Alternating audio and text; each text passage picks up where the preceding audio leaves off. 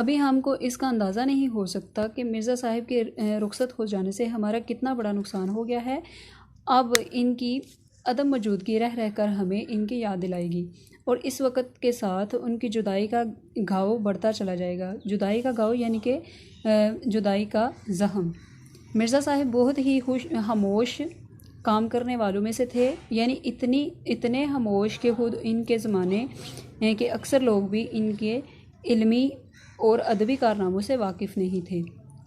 یعنی کہ وہ کام تو بہت بڑے بڑے کرتے تھے، لیکن خاموشی کے ساتھ، بغیر ادھم مچائے ہوئے، چپ چاپ طریقے سے۔ دراصل خود مرزا صاحب شہرت سے گھبراتے تھے اور پبلک پلیٹ فارم پر آنا پسند نہیں کرتے تھے۔ کام کرتے تھے ستائش کی تمنا اور صلے کی پرواہ سے بے نیاز ہو کر۔ ستائش کی یعنی کہ تعریف کی جو ہے تمنا، اور جو ہے صلے کی پرواہ کیے بغیر کام کرتے تھے اپنی تسکین کے لیے، یعنی کہ صرف اپنے آپ کے لیے کام کرتے تھے اس لیے کہ انہیں کام کرنا ہوتا تھا۔ فرمائشی کام انہوں نے ساری عمر نہیں کیے۔ انہوں نے اب سے 55 سال پہلے سر عبدالقادر کے رسالے محزن میں مضامین لکھے، مگر شیخ صاحب کی فرمائش پر نہیں، بلکہ جب خود ان کا جی لکھنے کو چاہا۔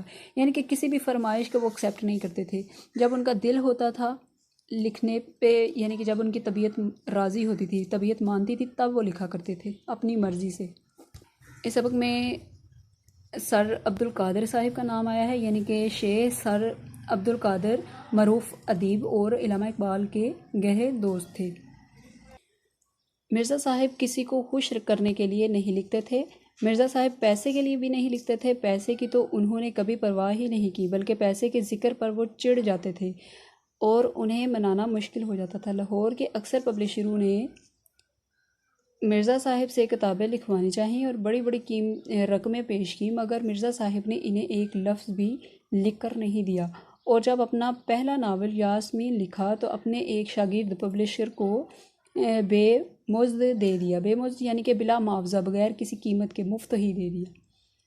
اس کے کچھ عرصے بعد دوسرا ناول خواب ہستی لکھا، اسے بھی بغیر کچھ لیے دیے چھپوا دیا۔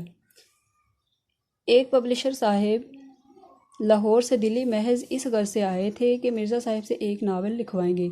میں نے انہیں سمجھایا کہ مرزا صاحب نہیں لکھیں گے، مگر وہ بڑے بڑے مصنفوں کو خرید چکے تھے۔